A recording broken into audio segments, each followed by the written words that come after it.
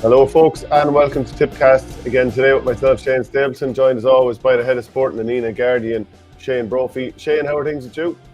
Good now, Shane. Another busy week of Tipperary GAA coming up, not to mention obviously across the country as well, huge amount going on.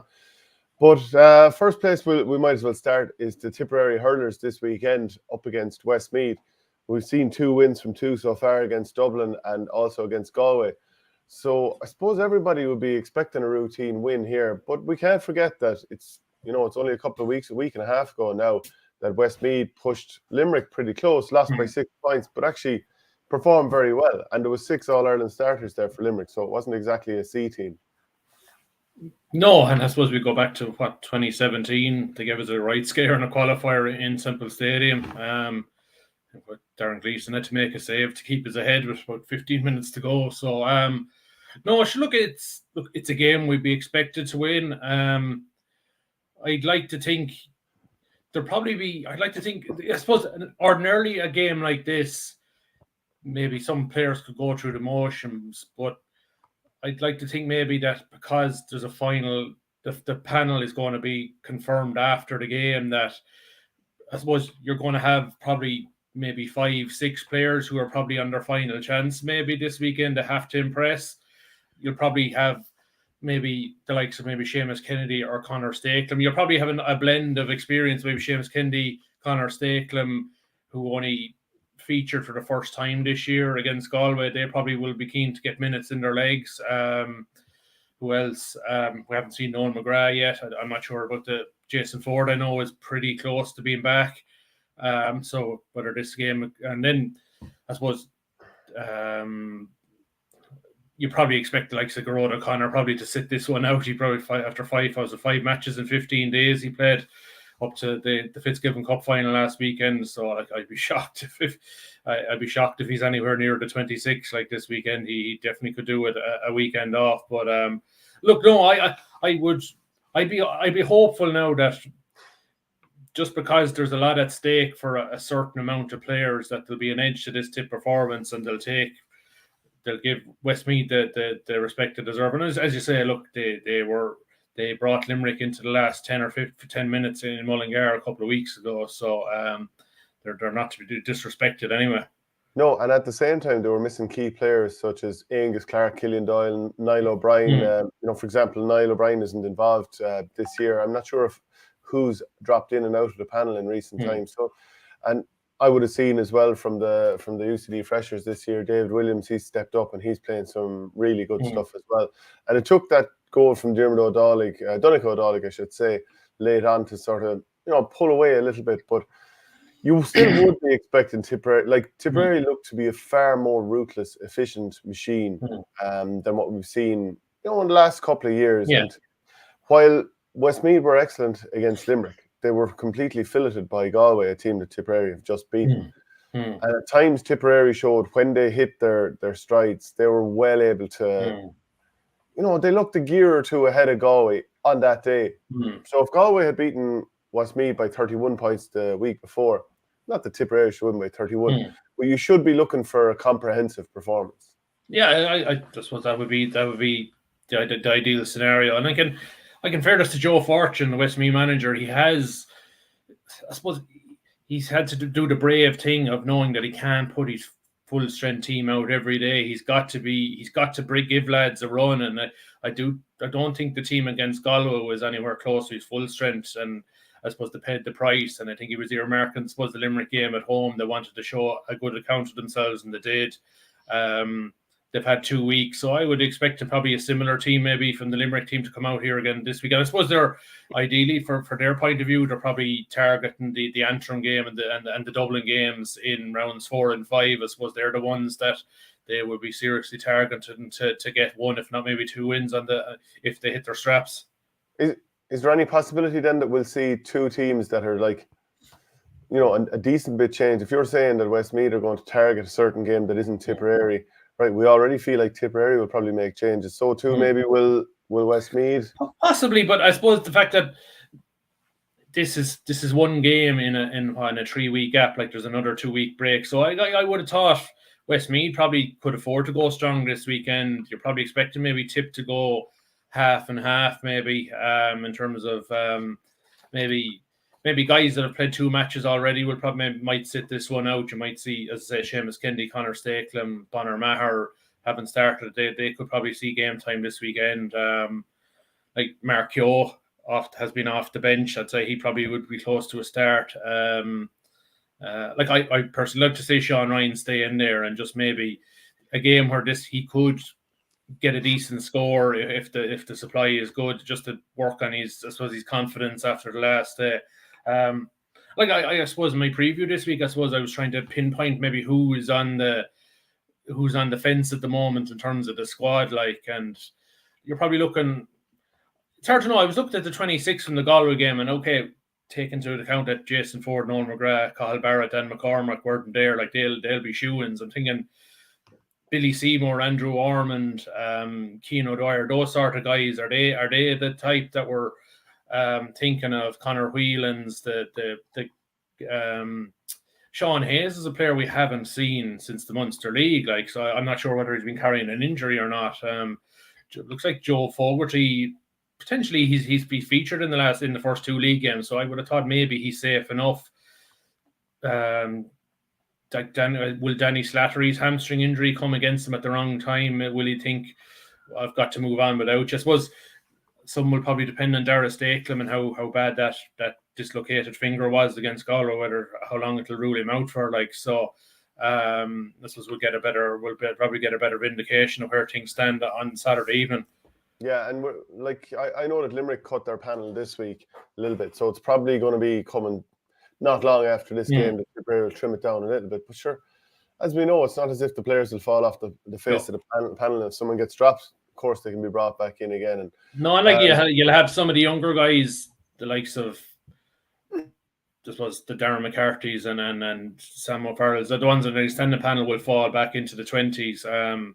Be interesting to see whether Dara is retained. It was like he had with the Nina CBS focus the last while. He hasn't had the opportunity hasn't arisen for him to get a run, like, so whether they might think, okay, maybe just with that scenario we'll leave him go for the moment, or they might hold on to it, depends.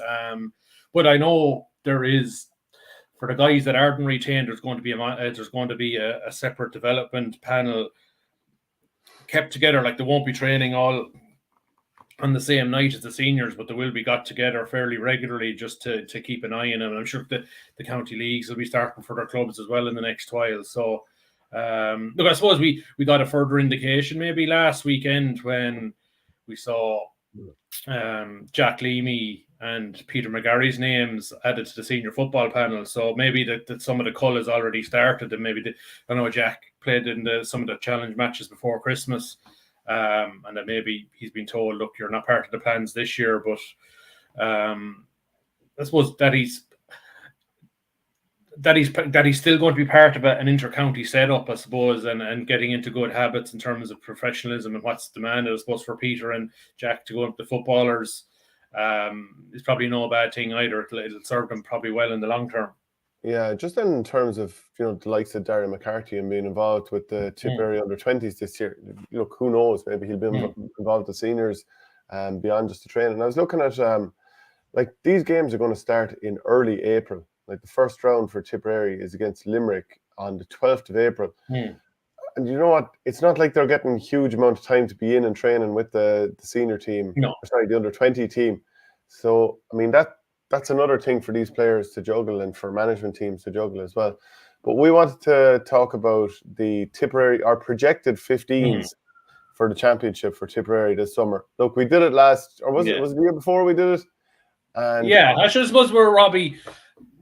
Well, we're 2 games down. We might do it again maybe after the group stage, or assuming we're maybe after the league, whenever Tip finish. But I just thought it maybe things that we maybe think might be trending in a certain direction, maybe. Yeah. So look, this is our best guess at the moment. And by the way, if you want to get all the preview of the Tipperary GAA and everything beyond it there, go and pick up a copy of the Nenagh Guardian that's in stores now locally. But look, let's talk about our 15s for the summer. I'll let you start off, of course. I'll let you go under the gun first off, and then we'll come to me. Will we do position by position, or do we each of our own, or? I'm not sure what you mean, but I just say start naming your team. I pick goalie, then you pick goalie, or? Yeah, okay, let's do that. I suppose the first one, I think they're leaning towards Rhys Shelley. Personally, I'm more of a Barry Hogan fan myself. I think there's elements of, I think both are excellent shot stoppers, so you're not losing anything there. I think Hogan has a better command of his square. I always feel under a high ball he's more secure, and we've seen Rhys having a few problems. But with the way puckouts are at the moment, that's the string to the bow. So like, I'm going to go Rhys Shelley, even though I'm more of a I like a goalie that can command his square. But puckouts are the number one for a goalie at the moment. So I think they're leaning towards Rhys. Okay, no, but we're picking our own teams, I thought. No, I'm going Rhys. That's why I think it'll be first round of the championship. So. Okay, fair enough. I thought you were nearly going to pick your own team, what you'd pick for the summer. Oh yeah. Yeah, but no, I'll go Rhys. So trying to think of what might be first round of the championship. So. Okay, fair enough. So I fully look. It's a draw. It's just the way Shelley came in and put puckouts through the eye of a needle last year against Limerick. I was like, they're going to go for that. It doesn't mean that Barry Hogan isn't also a brilliant player, but look, I think it's most likely to be that. I think Cathal Barrett will step into number 2. Yeah, okay. So we're both thinking that. And I'm thinking Ronan Maher looks like he's going to be number 3. And this team is starting to pick itself. Michael Breen, number 4? Craig Morgan for me. Okay. That's a fair call. Yeah. And who do you think will be number 5 then, Michael Breen? For Michael Breen for me. But there's going to be a lot of horses for courses things with Tip. Like Breen might say he might have number 5 in his back, but he could man mark Desi Hutchinson a corner forward or something. Like, just the way we saw him against Conor Whelan, like there'll be, and we know like Cathal Barrett could end up playing half back. Like there's a lot of flexibility in Tip's defence. So just because they're maybe named in a certain number on their back doesn't mean they'll play there. Like Ronan Maher can play centre back, he can play wing back. Like it's Craig Morgan comfortable anywhere too. Yeah, do you know what? I think Craig Morgan is going to start. So and I think I agree as well. Like Michael Breen will go back and man mark the likes of a Cathal or Conor Whelan if needs be. Who are you going for centre back? Brian O'Mara. Okay. You don't see them starting Robert Byrne? I don't. I know they've started Brian out on the wing, but I still think he's a good holding centre back. I think he reads the game pretty well and he's strong in the air. So that's where I'm leaning. Like I don't see a Tipperary team not starting Brian O'Mara somewhere. So I'm playing him at 6. Okay, I think if we're going what we think will happen in the summer, then I think Robert Byrne is going to play, and I would imagine then that you're going to have Brian O'Mara and Conor Bowe on the 2 wings. But look, we can change our teams. No. It's what you feel like. So no. 7. I'd have Conor Bowe the same as you. Yeah, we might start picking the team a little bit more, head up to the forwards, and think, oh, geez, maybe they'll throw someone else into the backs. Like we might rejig this as we go and get your comments in. Let us know. Do you think we're kind of wrong, or who should be playing where, or whatever you think it is? Number 8 then. Willie Connors. Yeah. Jeez, we're picking the same team. I know, like I suppose it's what we're seeing so far. Like it's from around now where you could see a lot of different things. Like so. Yeah. 9 is at 1. I'd liked Owen Connolly the first day, but he's injured. We just don't know what things are going to be like for the summer.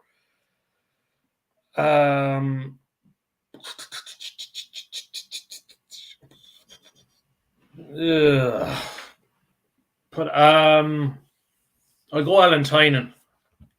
Right, okay. As a midfielder now rather than... Well, I said he could be named at number 10 or 12, but I think you're going to have him in around. I suppose the way I'm leaning is I think Tip will play 3 midfielders and 5 forwards. Yeah, so you're going Alan Tynan. Yeah. I'm not entirely sure. Like, I'd be very surprised if we don't see Barry Heffernan as a starter somewhere. Like, he missed last year. He's a very important player, I would have said. And like, he's one I'd be expecting to see play this weekend. I suppose it's a game made for getting a start into him. Like, so. Yeah, well, look, I'd love to have seen Owen Connolly if he hadn't gotten injured playing against Galway. Got a real because like he did show up, and like Owen Connolly, from seeing him hurl with Cashel and hurl with the college, like he can play anywhere from 5 to 12. Like, so. Yeah, I'd be assuming that Alan Tynan will play in the half forward line. Look, I think Gerard O'Connor is going to play in there for sure as well. Yeah, and I'm just going to name centre forward here for myself. Where would you name? Yeah, I'm having him at centre forward. Yeah, and who would be your 2 wingers? I'm going to go Conor Stapleton and Seamus Kennedy. Right. Okay. I think Tip will go with. They'll pack the middle. They'll go with a few workhorses. I don't know. Yeah, here's where I'm starting to rejig it and think actually they'll play Seamus Kennedy midfield. Like, he's so good in those tight areas. Yeah. Like, is Dan McCormack going to get back in the team? Yeah, that's the thing. Like, it's. I suppose a lot of it doesn't feature anything. But like, I do think there'll be a sense this summer where there'll be certain players dropped in and dropped out, and you won't lose an awful lot of effectiveness. There'll be a lot of similar traits between Dan McCormack, Conor Stapleton, and Seamus Kennedy. Those sort of players, Barry Heffernan, that you say you'll drop guys in and drop out, maybe depending on fatigue levels and things like that. And then, like, you just don't know what Jason Ford start the first round of championship at centre forward, sort of, trying to float around and get scores. Noel McGrath, can he force his way into the team? John McGrath's obviously been looked at a lot at centre forward. Mark Keogh, maybe even they might say, do you know what, his pace and power in around the half forward line, maybe inside line. But he's not helping himself the way he's impacting games off the bench, like, so like he could get pegged into that super sub category. But plus you need those guys too. Yeah, and then like you've Sean Kennelly, Dara Stakelin possibly be pushing for one of these spots also. Yeah, I like 2 of my inside forwards would be Jason Ford and Jake Morris. And then I think one of the McGraths is going to start. Whether it's Noel or John, I don't know. I'll give Noel the benefit of the doubt because he played so well last year, and he'll probably give, like, I don't see Tip playing any more than. I don't think Tip played a 3-man full forward line, so like Noel will probably be that floating role in maybe in around the middle, like, or maybe even further back where he can get on the ball and I suppose I like the idea of Noel McGrath and Willie Connors being on the ball a lot around the middle, because both of them, the vision of the 2 of them is ridiculous. Like, so you could have 2 of those players, and maybe after around 50 minutes. Maybe John McGrath comes on for one of them and sort of does the same sort of a thing, if you know what I mean. Like, or if John starts, Noel comes on. That's the sort of way I'm leaning. Yeah, I kind of feel like they're going to go for as much power and energy as possible, because maybe there was 1 or 2 lads who've been on the road a long time who were starting last year against Galway when things, Tipperary run off the pitch that day. Yeah. Lost by 2 points, but it was like, it was a 2-point hammering.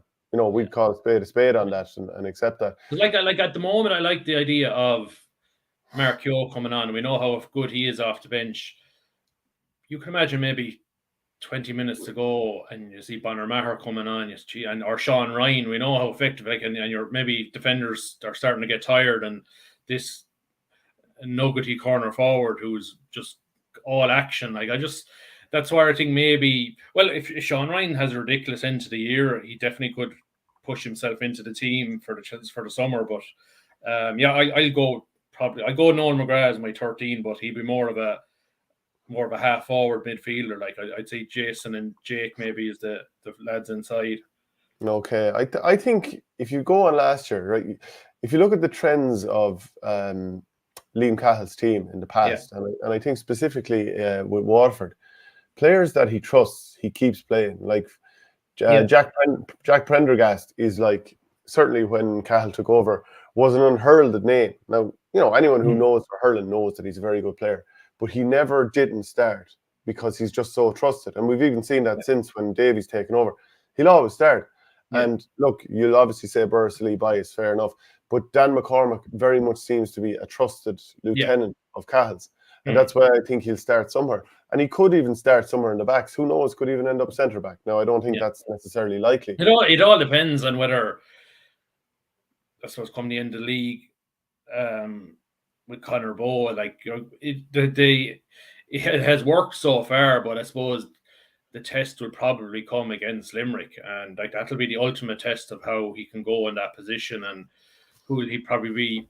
Hopefully, he'll be marking a Cathal O'Neill or a Tom Morrissey or Gerard Hegarty. Hopefully, I'd like to think that that game Limerick will be probably nailing, or probably getting close to their strongest 15. Like, I suppose you'd be expecting maybe, what did you say, 6 of the All-Ireland starters against Westmeath. You're probably, they're playing Dublin this weekend in Croke Park. You probably think that should be up towards 8 or 9. Like, so maybe like Nicky Quaid coming back. So so I think, look, Bowe has done nothing wrong at the moment, and I get what you're saying about Robert Byrne, and like because you go back to 2018 when we got the mauling in the under-21 Munster final, and he more or less ripped up the team.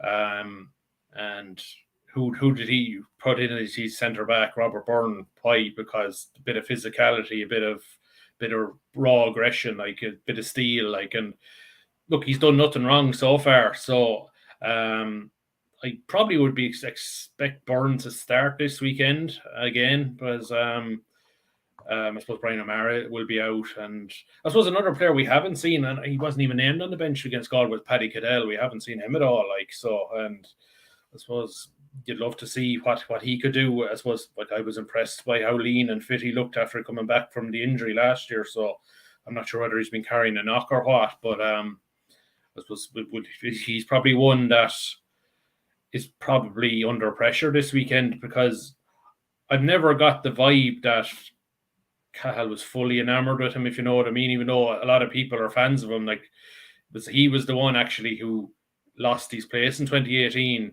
to make way for Robert Byrne. Like, so I just wonder, do those sort of things carry over from back then? Yeah, maybe so. And you know, obviously, that I'm a big fan. I'd have no problem with him slotting straight in at centre back or wing back, because I just think he's a good use to the ball. He's got the aggression, power. He can ride a tackle, no problem. He's nearly built for running the ball out of the back. And I'd say, for the same reason, I'd say Barry Heffernan as a half-back option. And also you think, okay, if come up against Limerick, does he match up nicely with Gerard Hegarty? Even if it's not for the entire game, you're thinking, okay, well, he's similar height. He's not going to be overawed. He's able to run the ball back the other way. So, like, we're naming the team now that we think it will be. David Hogan, he says, Noel will be the floating midfielder with no obligation to run much or throw himself about. I'd say, like, no matter who's playing, they will have a massive obligation to throw themselves about. Now, if Jason Ford plays at the top end of the pitch, you know, the work rate will be demanded from him and, you know, Jake Morris, when, you know, an opposition is working out the back, or if the ball is up there. But otherwise, I'd say they'll be staying close to goal. But I'd be surprised if both Jason Ford and Noel McGrath start. Now, they may well do, because they're both trusted lieutenants. And, you know, that's important in this. But like, maybe I've got the most workman-like middle sector of the field ever here. But, like, Conor Stapleton is a fairly trusted player within Tipperary now. Like, even in 2022, when he first came on the scene and Tipperary was struggling, he was making a big impact. So, like, if you go from 8 to 13 there, and I'm looking at Conor Stapleton dropping it out towards the middle as well. Willie Connors, Seamus Kennedy, Alan Tynan, Gerard O'Connor, Dan McCormack, Conor Stapleton.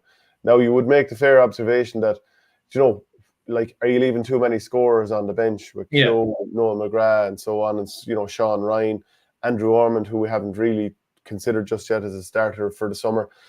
But I just feel like the one thing Tipperary can't come up short on is energy. And it's not as if some of those players can't pop off a point or two. No, like we've seen, like Conor Stapleton can get good. It was a Cork last year. He got 4 points in play. Like, it all depends. Seamus Kennedy is always good for a couple of scores. Like, it's not so, like, you're not on. You mightn't say Seamus is going to get 3 or 4 every day, but he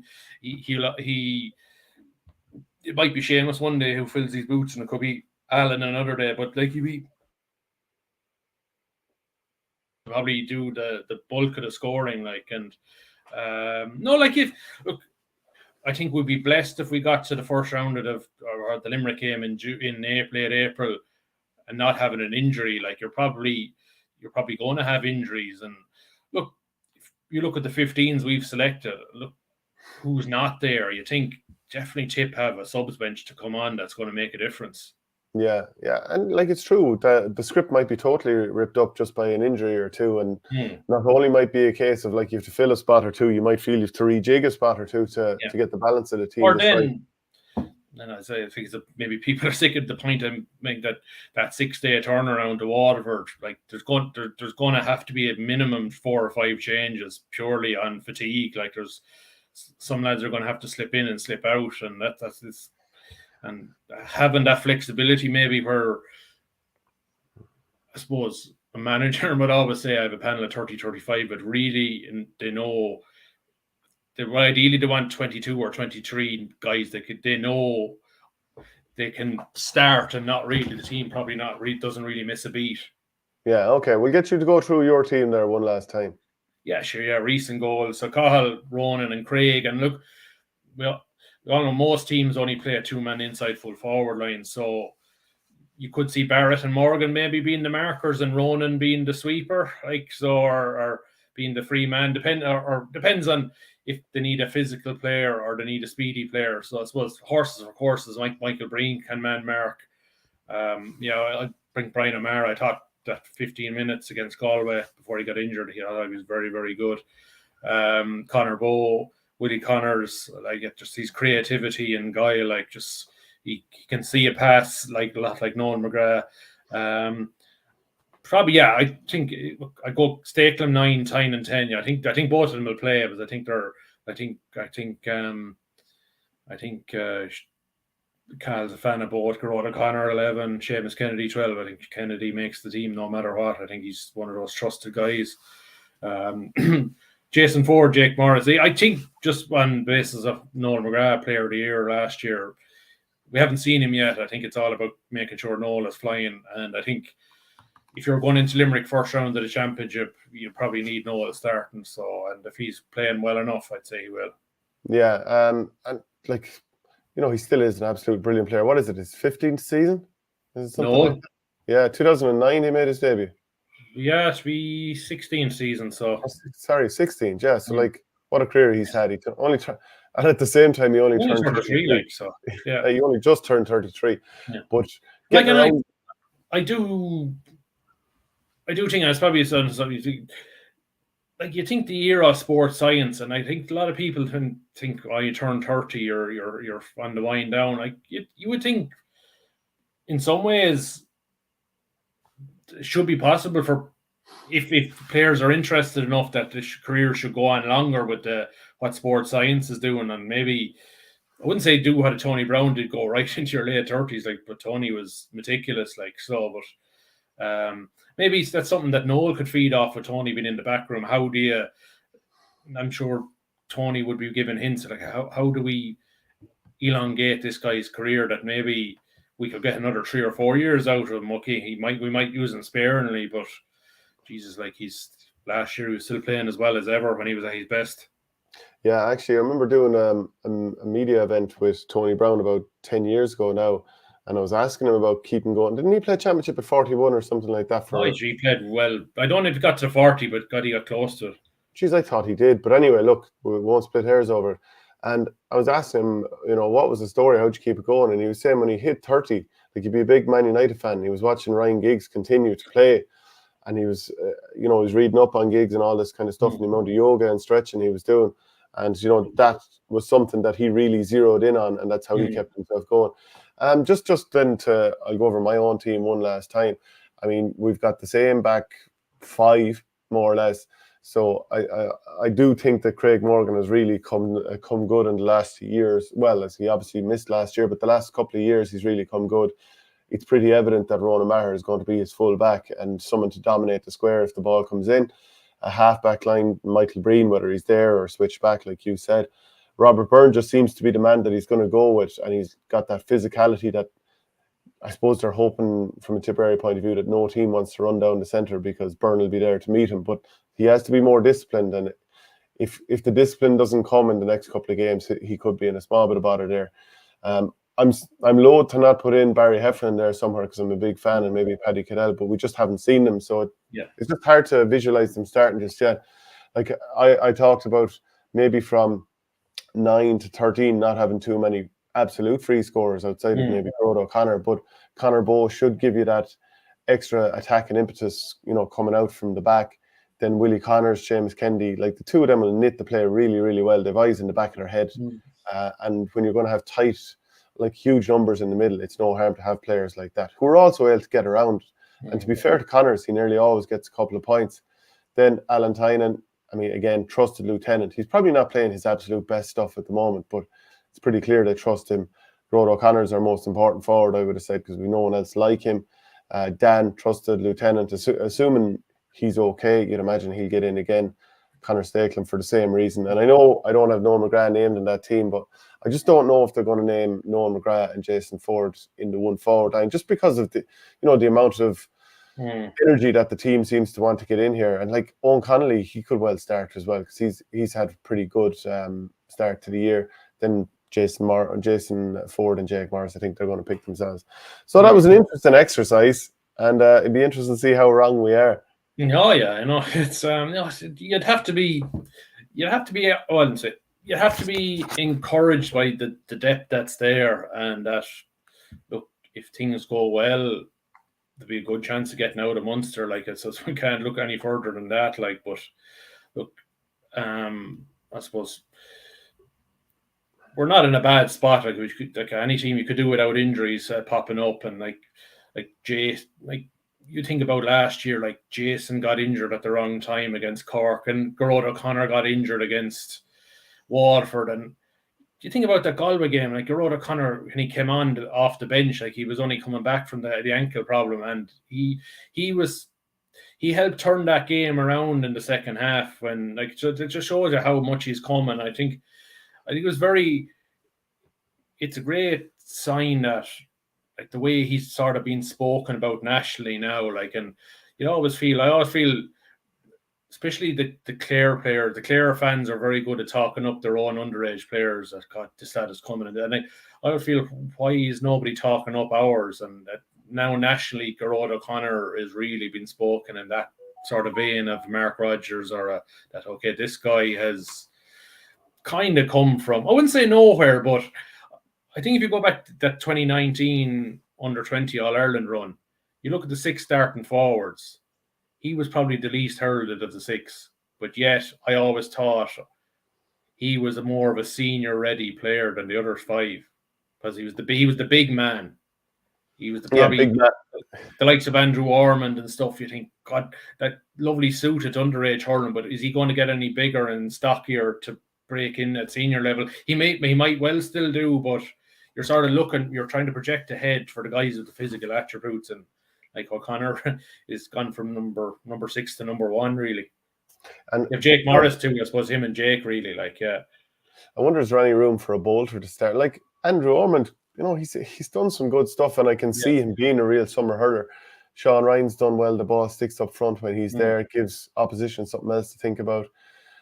Like, could Darius Dakin come out of nowhere if his finger comes right? Could, like, Sean Kennelly, the ball sticks to him. You just never know. I mean, we could be wildly off when the time comes. The schools then, Nenagh, they got the job done again, this time against Kilkenny CBS. And early in the game, when Éanna O'Cassidy scored a goal, putting Kilkenny CBS in front, we're starting to get that sinking feeling, especially when Darren McCarthy's frees weren't going the way he wanted. Yeah, like you were thinking, and then there was a bit of a breeze there that Nenagh had in the first half. It was diagonal, but it was going into one of the corners, so it was with them, and God, he was missing the same free 4 times. Like they weren't even that difficult, but I suppose they were just tailing off to the left, and like he did. I spoke to him on Saturday night at the North Tip Awards, and I did wonder, like, did you feel a little woozy, because God, he got a fair bit of treatment. There was a lot of head-high tackles as if he was targeted, like, and there's no doubt Kilkenny were leaving it a little bit extra on him when they were trying to tackle him, and like they had 5 or 6 players yellow carded that were really physical in the game, Kilkenny, like, so. But in fairness to Nenagh, they got the goal just before half time from Danny Quinn, but look, Austin Duff set it up. Like, he came off the bench again and he had a massive game. Like, he's really doing everything they can to start. And I suppose the big thing for Nenagh, I think, was the impact of the bench again last weekend. Like, if Dara Tracy got a goal, say Duff was very good. John O'Dwyer has he's been a bolter lately. He's come off the bench, got 1-1, like really quick corner forward from Burgess. Like, so he's, like, they have another forward now to come on. Like, there's no doubt the longer this campaign is going on, some of the Nenagh players are really finding a new level. Like, Mason Cawley was outstanding in the middle of the field, just like he's thriving in these conditions. Like, he's a strong rugby background, and you can see the power in his legs. When he takes off on a solo run, he's gone. Like, just athletically, a lot of the players around him just can't keep up with him, and he's been very good. Kieran Foley again. Jake Hackett had a super game at centre back. Keane Connolly at full back. So look, I thought in the second half was a real mature performance against the conditions. Like, they got ahead, conceded 3 points in a row, and you thought Nenagh Kilkenny were going to get a run here, but pulled away then into the last 10 minutes. Like, so, just, I suppose, off the back of 2 weeks after the Harty, you were maybe a little concerned would they be still on a high, but like they got through this one, and like having that game under their belts I think is massive now, because they're back motoring again, and they play Loughrea in Tulla in 2 weeks' time in the semi-finals. So Jesus, like, it's like I think they have every chance of getting to Croke Park. You think they're 60 minutes, that all-in final 16th of March in Croke Park, like that would be. Like, do you think the year that Nenagh had, if they got to Croke Park for that final, it would be something else? Yeah, Aaron Nyland, of course, is waiting on the far side, isn't he? Is he gone? No, he was with Athenry, so but they were beaten by Ardscoil Reach last weekend. So, and like, I find it strange that Prez Athenry with Aaron Nyland in their team, I think they only scored 12 points in the Connacht final against Loughrea in defeat, and they scored 1-9 against Ardscoil Reach last weekend in defeat. It's like, you think of a team that at least, if only I had was one key forward like that you think they'd make hay, and they were such low scoring. Like, so, I suppose I wasn't surprised Ardscoil Reach won. I think they're very, very dangerous coming in the back door. I think in 2022 they lost the Harty and came through and won the All Ireland. So, and I don't think St. Kieran's College will relish playing them now in the other semi-final, because like they have a bit of history there over the years. Yeah, do you feel like Nenagh got the semi-final that suits them? Probably, yeah, because like they're probably, you'll always have a good team out of Loughrea. Like, you have some strong clubs in and around it, Loughrea, Sarsfields, Kilkenny Iron, like, so that they have a good pick, like, and look, you'll always have a strong team, but I don't think there'll be any fear, because I suppose if you play at St. Kieran's College, you're playing a school with a bit of tradition, like, and that gets in the back of your head. So, while there's probably not the same ilk with Loughrea, and Loughrea look at Nenagh and feel the very same things. So I think both of them will think, God, we have a massive opportunity to get to a final. I just think with the momentum Nenagh have, you just think it's not going to stop from here. And there's something Jack Peters, the selector, said to me afterwards. They're just enjoying the ride now at the moment. They're not even thinking. They're just looking forward to the next game. The next game could be a challenge match, or it's going to be an All-Ireland semi-final for them. So look, it should be. I think it should be. I know that field in Tulla has a lovely stand and a bank. Like, and if you get a big crowd there on Saturday week, it should be a cracking atmosphere for that one. And leaving certs be damned. Oh, I'd say so. Like, they have their mocks out of the way now, and I just to be great now if they got through. Like, they sort of come from nowhere, really. I know privately they were optimistic, but you're sort of thinking Munster is so dog eat dog. Like, you could have a good team and still end up not getting to a semi-final or a final. That's how fine the margins are. But definitely, and I definitely think the thing for Nenagh, like, there was a lot of focus on Darren McCarthy early in the campaign, but as it's going on, there's a less and less of a need for him to have a big game for them to win matches. Like, so there's definitely more lads are stepping up and taking on responsibility. Yeah, and sure, they can always repeat the leaving cert anyway. I'm only joking, obviously. Like, throwing Owen Duhan, I forgot to mention him earlier. Yeah, he took over in the freeze. He took over the freeze there before half time. I don't think he scored 4 from 5. So, like, if Dara has trouble again, like, you have a very able deputy as well. And I suppose when you go on a journey like this, more and more leaders or lads step up, and because of that journey, because you can't have the same man doing it every day. And to be fair to Nenagh, that's definitely not the case. We might move on then we'll be talking more about that next week. Yeah. But Tipperary footballers got a draw in London at the weekend, which, and after not a great start against Carlow, that's 2 results from the next 2 games, 3 points on the board after 3 games overall. And Laois this weekend, but Laois is a different level of a test because they've played 3 games, they've won them all, and they've a score differential of plus 23. So they're motoring. Mm-hmm. Yeah, it's look, I wasn't surprised Tip didn't win. I always thought it was one of those banana skins. And look, people can look at London and say it should be beaten, but like, in London only lost narrowly to Leitrim and Wexford in their first 2 games, so they were minimum they were going to be competitive. And I suppose I was looking at how Longford struggled against Waterford on Saturday, and I think, look, maybe that Longford win, as good as it was away from home, wasn't all it was cracked up to be, and we probably got a sense of that. And on Sunday, and look, we have a lot. It's probably more. It's another grounding to think of. We've a long way to go. Like, and 1 win over Longford wasn't going to change that, and you're probably still looking at a very, very young and inexperienced group. And then in a game like that where it gets tight, you need leaders to stand up. And in fairness, Jack Hendy had a massive game. Jack Hendy of Commercials. But that's where maybe a Stephen O'Brien or a Conor Sweeney would have been massive. Like, just lads who've been there and done it, and maybe you're able to win that hard free, and then you might sneak a game by a point or something like that. You find a way to get over the line. And look, it's a setback. Like, it's look, I did think of promotion probably was going to be a struggle this year. I think if they don't beat Laois on Sunday and Thurles, it's probably gone. And you look at how Laois are free scoring at the moment. So be interesting from that point of view. The fact that Laois are free scoring, will that probably mean it'll be an open, expansive game? Maybe that could play into Tip's hands a bit as well. So there's no doubt about it. Yeah, next Sunday is definitely win or bust if Tip want to get promoted. Yeah, that being London's first point. Then you have Waterford in the week after. You fancy your chances there, 2 points. You have Wexford at home.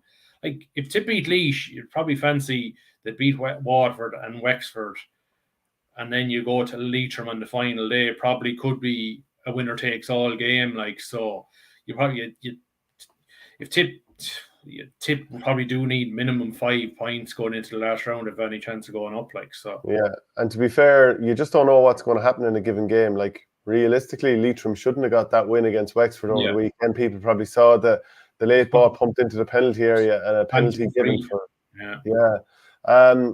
Willie Cahill is saying, after Tipperary's draw against No Hopers London at the weekend, is it a reality that Tip's first round against Waterford is a match to see who's the worst football team in Munster or even in Ireland, given that Tipperary were lucky to get over Waterford last year? Jeez, not exactly, Willie, assuming you're a Tip man, not exactly getting in behind the blue and gold there. No, but I suppose if you're to go on power rankings last year, it's hard not to think that the only team Tip bet last year was Waterford. And you wouldn't say Tip or any, you'd say Tip, Carlow, Wexford, London. They're probably much of a muchness, really, in terms of who is above Waterford. So, look, maybe Willie's being realistic here. Oh, look, I'm not. I think he is. Like, I think we have to accept where we are, like, and where things have been.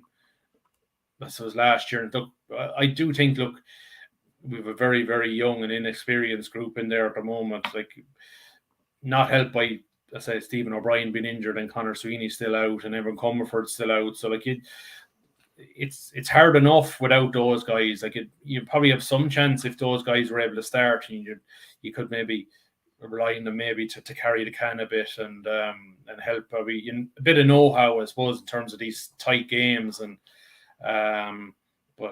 yeah, so look, it's on to Laois this weekend. Was Laois are motoring well, three big wins so far. And the Tipperary Camogie team had suffered defeat to Waterford, who of course did for us in the All-Ireland semi-final last year. It was 110-10, and of course it was a familiar someone that we've been hurt by before, Bet Carton, who did the business towards the end. Yeah. So 110 to 10 points, I suppose. Yeah, it is another win for Waterford. And look, I when I saw the Tipperary team, I thought, okay, we're this is going to be tough. Like, there was no Karen Kennedy, she's out for a couple of weeks with an injury. Say Caught Devan she hasn't committed to the league. Grace O'Brien was out. Then they lost Julianne Burke before the throw-in, one of our better inside defenders. So like you're down an awful lot of experience then, and you're blooding an awful lot of players like Sarah Madden and Ellen Kineen. So like there was. I did worry where the scores were going to come from, and like fairness to Roisin Howard, she had a massive game, and even McGrath, when you looked at what Waterford had in the experience they have, like Lorraine Bray and Eve Rocket, they had their real strong players playing, and I suppose that's what proved to be the difference. And I think it was a Bet Carton special goal that was the difference. And look, I don't think Tip will be. I think a lot of this league for Tip will be about blood and players. I think it'll be all about the championship for Tip, and hopefully by then having their strongest panel available. And I say maybe the Celine Guinans and the Kate Ralphs and a few of the girls that got their first starts last weekend, and maybe getting those players game time through this league, and hopefully picking up a couple of wins here and there. Like they have a very tough one at home to Galway next Saturday at 3:00 in the Rag. So like that's. I suppose it's a tough league. Like you have Cork, Kilkenny, Galway. The one worry would be the Tip could get dragged into a promotion and relegation scrap where, like if you're down a lot of those experienced players, like will you be able to sneak that 1 or 2 wins to keep you up? So hopefully, if they can get a win over Galway this weekend, because I think they have 3 away games after this: Cork, Clare, and Kilkenny. Like so. Jesus, like it'll be a tough one to get results there. So look, in terms of, you think if you were to look at the positives, Tip were very competitive with missing key players against probably a full strength Waterford team. Yeah. Then the Miners, of course, they won the Munster final against Waterford, and after being 4 points to 0 down, you were thinking, geez, this isn't a great start here. But Cueva Stakelum went to town with 1-4, and Tipperary eventually won 113-9. So you think 4 points to 0 down, win the rest of the game 113-5, we'll take that. Yeah, and away from home too, like in Walsh Park. So look, a great way to start the year, like a bit of silverware. I suppose for any young team, boys or girls, you can't beat a bit of silverware just to give girls our teams extra belief and confidence. And like that Munster Championship means nothing in terms of the All-Ireland series, like it's their separate competition. So look, with Tipper carrying great momentum, they're playing Kilkenny in the first round on Saturday week, so they're in a good spot. And you think there's an awful lot of players on both teams will be playing in an All-Ireland schools final next Saturday in Rathdowney. Ursuline Thurles are playing the Loretto, so like they're going to be familiar with each other over the next fortnight. Like the backbone of both schools come from the backbone of both minor teams comes from those two schools. Like so like it's a great place for Tip to be in, like, and they're looking forward to that All-Ireland series. Like, so I think there are 5 group matches, and look, there'd be a minimum expected to get to a semi-final anyway. Look, you always know Cork, Kilkenny, Galway, like it's dog eat dog. There's very little between any of them, but they've started off the year pretty well. Like they're going into the championship in good fettle. Yeah, and the Tipperary's ladies footballers, they had an 8-7 loss to Kildare. So, but like this Kildare team is going well. I think they have a 100% record. Yeah, and just frustrating. It probably could be the result that cost Tip promotion. Like they probably fancy their chances of winning their last 3 games, but like they're behind now on the head-to-head against both Kildare and Tyrone. Like so, look, not helped by the fact that Aisling Maloney was missed the game again through injury, and I think you lost by a point. If she's on the field, would you have found an extra 2 points to win the game? You probably would have. Like so, frustrated from that score. So, like they produced a good. They were really struggling for scores. I think there was it 7-2 down at half time. Got it back to I think 7-6, and then lost 8-7. So, yeah, frustrating. Looks like another year in Division 2 for them, unless they say they finish with 3 wins in a row, and maybe the other results go their way. Then I suppose the kerfuffles we've seen with Glen Ryan and Davy Burke in recent days. Glen Ryan obviously lively weekend of football, and it wasn't even about football. Yeah, I mean, like for anyone who didn't see it, Glen Ryan was getting a little bit upset because the chairman Mick Gorman had been talking about the team and how the results weren't good enough, and he said this publicly. And then of course Ryan was asked about it by a local Kildare journalist after their weekend defeat to Armagh, and to be fair, it was an insipid performance at best. They were really, really poor, and he said he thinks that some of the facts were reported wrongly, but of course the journalist who had reported was there in front of him, and he kept saying, I'll show you the details, I'll show you the report and all this, and there's a bit of a standoff, not ideal, didn't come across great for Glen Ryan, of course, as well, because he really could have just said, look, I didn't see the details, we'll move on, we'll try our best. But instead, even though it wasn't like an overly aggressive confrontation, it just doesn't come off great when already the public is, either upset at them or disinterested. Yeah, again, I think maybe people watching this might be thinking, the 2 journalists will be standing up for the journalists. But in fairness to the reporter, when your credibility is being questioned, that you're potentially being said by the Kildare manager that you incorrectly reported what was said, like you have to stand up for yourself. And look, there's no doubt about it. Glenn really brought all this on himself. There's no doubt the man is under serious pressure and he's not responding well to it. And I just wonder, is that sort of negative vibe we're seeing from Glenn, is that feeding on to the players, because they just look lifeless out there at the moment? And I think there's an awful lot of chatter and there's an awful lot of national headlines and stories written about Kildare and of all this talent, and they have a huge population, and yet they're not producing, they're not bringing through some very, very good minor and under 20 teams into senior football. And look, there's no doubt about it, Glenn is not getting a tune out of them at the moment. And look, I think the county chairman I think he was entitled to say what he said. And I'd be disappointed if a manager feels that, like, why would a manager not think he's under pressure? Like, why you can't lose matches the way they are and feel, sure, things are hunky dory. Like, it's, even though we keep hearing, and I wrote it in my column this week, that managers like downplaying the league and it's all about championship. Yet, if you go on a bad run in the league, you're under pressure. Like, so it depends on, maybe Division 1 teams can probably get away with having a bad run because they know they'll be in contention for the All-Ireland, and you have the likes of Kildare are probably, the way things are going, they're not even going to compete for the Sam Maguire this year. They're on minus 22. Cup. Like, their score differential after 3 games is minus 22. Now, I know most of that came against Armagh, but if that's the direction that if that's the projected course from here on out, that's not an easy division. They're not going to have it any handier at all as they go along, and the chance of them going ahead and winning a Leinster title, really unlikely. I think they still have to play Donegal. Like, that's a win for Donegal the way they're motoring. Like, so yeah. But back to what you said about, like, a journalist being questioned and his bona fide and being said, and fair enough, like, the way that it was worded from Glen Ryan, he said, I think it was reported wrong. Yeah. So there's a bit of wiggle room for him to then go, okay, well, look, this is what I was kind of led to believe. Yeah. Maybe that's not the case. So, look, no harm, no foul. We'll move on. Maybe we can remove that. Especially, I'm led to believe, like, both Tommy Callahan he's been on the beat up in Kildare a long number of years. Like, I'm sure Glenn and Tommy probably know each other. Maybe to be familiar. I don't know.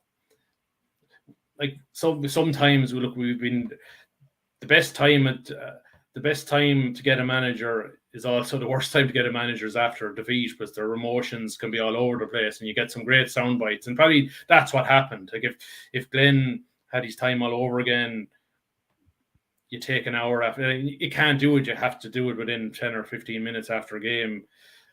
I'm sure Monday morning, I'd like to think Glenn said to himself, Jesus, what did I do yesterday?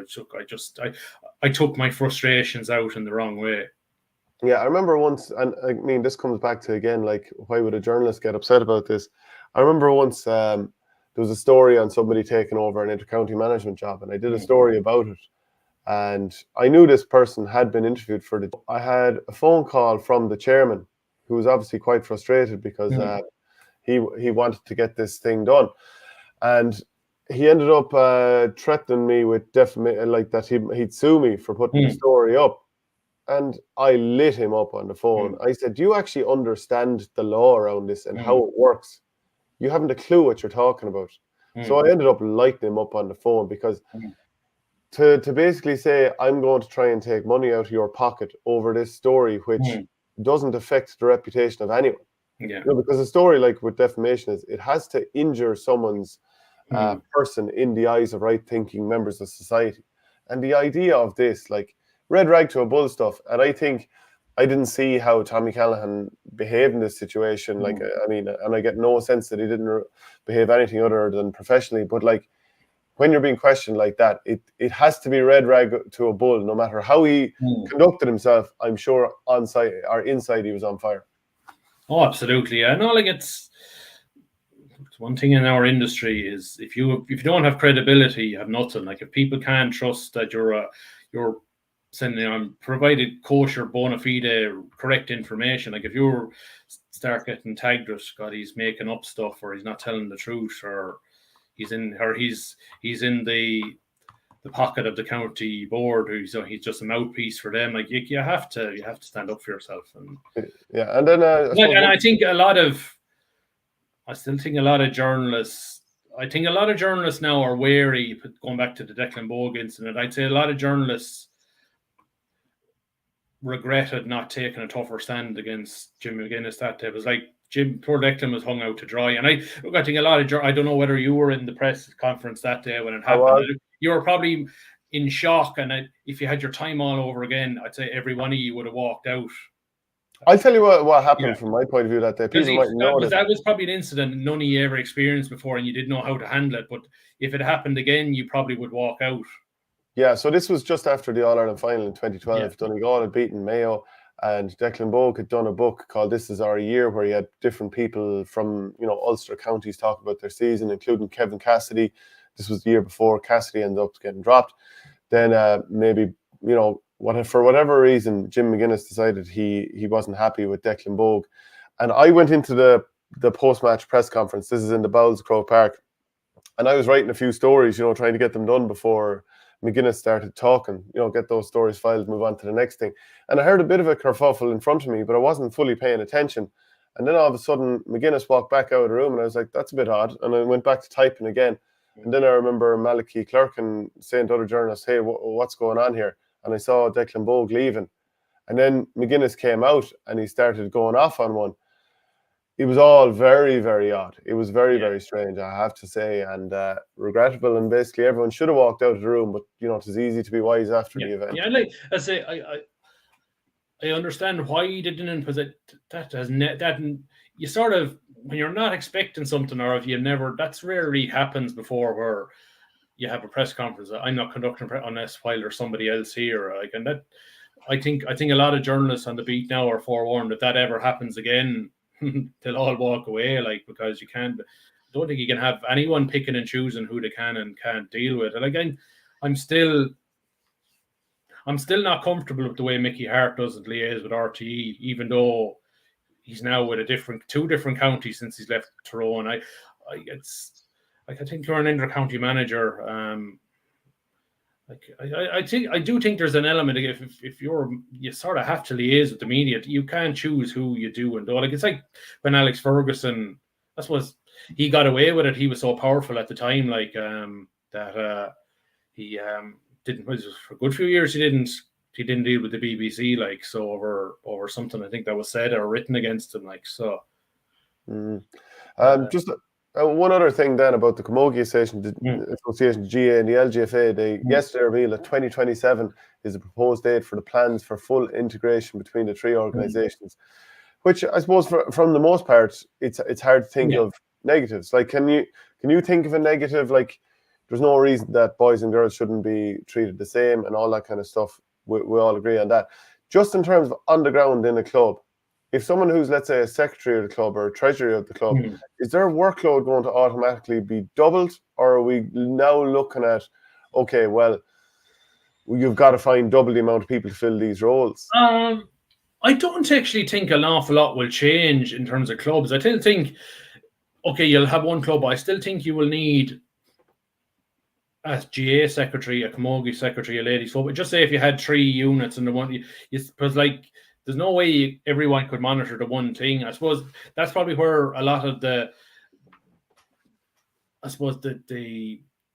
tidy up work will have to be done over the next 3 years of how everything would work. Like, so there'll be things like that. I think a lot of elements would say the same. I think, sure, in a lot of cases, GAA and Camogie native football teams share the same grounds and they all have their separate training times and stuff. So, look, I do think the biggest impact will be at inter-county level and how, if you're going in under the one umbrella, inter-county ladies football and Camogie teams will have to be funded. Well, they would have to get, I suppose, supports that are much better than they have now, but they maybe not to the same level as, I don't know, I'm not saying they don't deserve it, but maybe not initially to the same level as senior inter-county teams, but certainly better in terms of physio, access to physio, not being out of pocket for physio and getting fed after training sessions and things like that. But like that costs money, and who's going to fund that? Like, that's going to be, that's for me is going to be the big thing, is who pays to fill the gap between what ladies football and Camogie are funded to what senior men's teams are funded. Like, that's because it's a big gap. Yeah, I mean, there could be massive rows coming down the tracks that we haven't thought about yet, because, like, you want everyone to have the same opportunity to go out and play and, you know, have the facilities and all that kind of stuff. But there's a difference between equality of opportunity and equality of outcome. Like, we know that the Tipperary hurling team, for example, is going to draw in far more sponsors than the Tipperary's ladies football team. And at some stage, it could be a battle for resources, money, whatever it might be. And ultimately, you know, you will end up having rows over this sort of stuff. I think it's going to be unavoidable down the line. So we'll wait and see how those rows. You probably have to have. You're going to have different. You're going to have to restructure a lot of county boards. You'll probably have a county chairman person, and then you'll have a football. You nearly probably have to have 4 subcommittees. You'll have a hurling, football, Camogie and ladies football, vice chairmans, or like there's an awful lot of people might think they're small things, but they're actually big things when you think about it. Like, so they're crucial things. Yeah, absolutely crucial. I think we've everything covered. We didn't get a chance to talk about the Davy Burke thing. Sorry, yeah. 65 sessions, I think, in 87 days. Well, that's not. I think a lot of people think that there's a lot of counties were back long before November the 24th, but even if it was, like, 65 is a lot. Even if, just say, 45 of them were on the field and 20 of them are maybe video sessions, but it's a lot of time to be stuck together and maybe not having free time to do other things. I just think sometimes I just worried if we start squeezing the lemon too far, when are players going to say enough is enough? And I'm happy enough playing club hurling and football where the demands are not. I'll still get as good a push out of it rather than giving my life away at inter-county. That's my worry in all this at the moment. And it's not just as common; it's everywhere else. Yeah, I think that happens anyway already. There's a lot of players that I've seen it in Dublin many times over the years. I just wonder, like, teams probably train, I suppose, between gym and pitch sessions and individual gym sessions, would say probably 5 times a week. Yeah. Then there's got to be other sessions where the weekend he might have a match one place, and then like let's say a pre-season match in another venue where he's lining out a different 15. I wonder, like, 65 sessions. Does that mean that players are training every 1.3 days during that period? Probably not. So I'm sure he'll be asked. He'll probably clarify that soon enough as well. Like I would have thought. Look, you're probably looking last Saturday. Roscommon were gone all day up to Croke Park. Like, do they really need to be getting together on Sunday? Like, is that can you?